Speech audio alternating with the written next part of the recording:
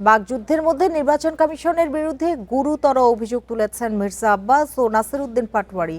বিশেষ কোনো দলকে জেতানোর জন্য ভোটের ফল ঘোষণায় বিলম্বের আভাস দেওয়া হচ্ছে বলছেন বিএনপির প্রার্থী। ভোট গ্রহণের 12 ঘন্টার মধ্যে ফল ঘোষণার দাবি তার। আর এনসিপি প্রার্থীর অভিযোগ, একটি বিশেষ দলের অনুসারীদের প্রিজাইডিং অফিসার হিসেবে নিয়োগ দিচ্ছে ইসি। ভোটারদের চাওয়া আর সমস্যা সমাধানের প্রতিশ্রুতির চাইতে দুই প্রধান প্রার্থীর পাল্টাপাল্টি অভিযোগই প্রাধান্য পাচ্ছে ঢাকা ৮ আসনের নির্বাচনী প্রচারে। বিএনপি ও এনসিপির প্রার্থীরা বরাবরের মতো শনিবারও তোপ দাগলেন একে অপরের দিকে। এদিন বিএনপির মির্জা আব্বাস নয়াপল্টন এলাকায় চালান জনসংযোগ। সাধারণের পাশাপাশি বিভিন্ন সংগঠনের সাথে বৈঠক করে ভোট চান তিনি। আর তার স্ত্রী আফরোজা আব্বাস প্রচারণায় নামেন ঢাকা বিশ্ববিদ্যালয় এলাকায়।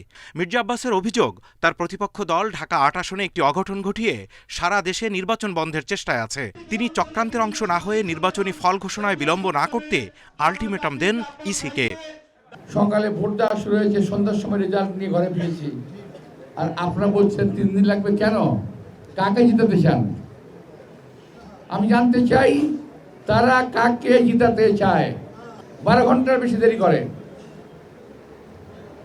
তাহলে বুঝতে হবে তাদের ভিতরে অসৎ কোনো উদ্দেশ্য আছে। নতুন রিন গভীর থেকে পরিষ্কার করে কাপড়কে রাখে নতুনের মতো উজ্জ্বল। নতুন রিন অ্যাডভান্সড পাউডার।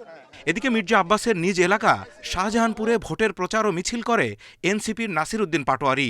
ভোট কেন্দ্র দখলের ষড়যন্ত্রের অভিযোগ তুলে তিনি হুঁশিয়ারি দেন ষড়যন্ত্রকারীদের প্রতিহত করার। এ সময় তিনি ইসির বিরুদ্ধে অভিযোগ তোলেন দলীয় পরিচয় দেখে প্রিজাইডিং অফিসার নিয়োগের। আমাদের যারা এজেন্ট ছিল অনেকে বাদ দিয়ে দিয়েছে, যারা সৎ দক্ষ টিচার ছিল তাদেরকে বাদ দিয়ে দিয়েছে। বিএনপি যারা রিলেটেড প্রিজাইডিং অফিসার তাদেরকে নিয়োগ দেওয়া হচ্ছে। প্রিজাইডিং অফিসারের ক্ষেত্রে বৈষম্য সৃষ্টি করা হচ্ছে। যারা ভোট কেন্দ্র দখল করতে আসবে একজনও বাড়ি ফেরত যেতে পারবে না। ঢাকা ৮ আসনে মোট 11 জন প্রার্থী প্রতিদ্বন্দ্বিতা করছেন। তবে মূল আলোচনায় আছেন বিএনপি ও এনসিপির প্রার্থী। Zahidul Bashar, independent news, Dhaka.